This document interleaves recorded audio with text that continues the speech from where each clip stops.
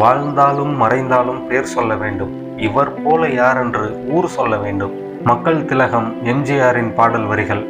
அவருக்கு அப்புறம் இந்த வரிகள் பொருந்தும்னா அவரை போலவே திரைத்துறையிலிருந்து பொது வாழ்வுக்கு வந்த ஒருத்தருக்கு தான் பொருந்தும்.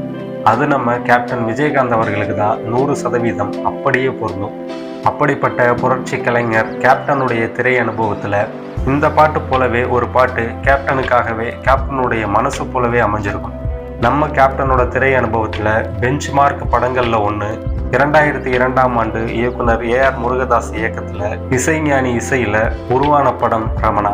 90s கிட்ஸோட ஆல் டைம் ஃபேவரட்டான இந்த படம் பல்வேறு ரசிகர்களை கொண்ட படம். கதையா, வசனமா, நடிப்பா, இயக்கமா, பாடலா பிரிச்சு ஜூம் போனாலும் ஒன்றும் பார்வையாளர்களை அசத்தும். அப்படி இந்த படத்தில் இடம்பெற்ற வான மகிழவே பாடல் என்னுடைய ஃபேவரட். இந்த படம் வந்தபோது நானும் ஒரு சிறுவனாக இருந்ததாலவோ என்னவோ இந்த ஒரு செலிப்ரேஷன் சாங் பிடிச்சிருந்தது.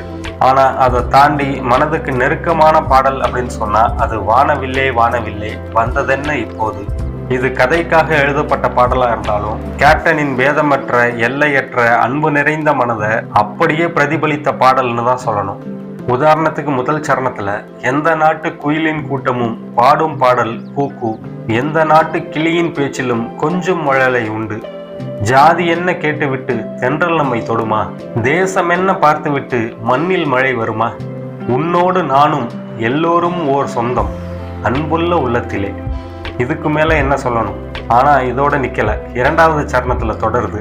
எங்கிருந்து சொந்தம் வந்ததோ நெஞ்சம் வேடந்தாங்கள், தாய்ப்பறவை சேய்களுக்கு ஊட்டுகின்ற உறவு, அதில்தானே வாழ்கிறது உயிர்களின் அழகு. சாதி மத பேதம் இல்லாமல் எவ்வித பாகுபாடுகளும் இல்லாமல் மனிதனாக பிறந்த எல்லோரும் சமம், எல்லோரும் ஒரு சொந்தம்னு வாழ்ந்து காட்டியவர் கேப்டன்.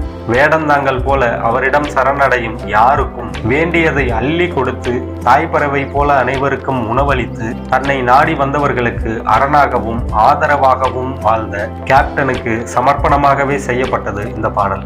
எத்தனை முறை கேட்டாலும் மனதை கனக்க செய்யும் கேப்டனின் பேரன்பின் பாரம். இந்த பாடல் பற்றின உங்களோட கருத்தை கமெண்ட்ல சொல்லுங்க. நம்ம தமிழதிகாரம் தளத்தை சப்ஸ்கிரைப் பண்ணி சப்போர்ட் பண்ணுங்க. நன்றி.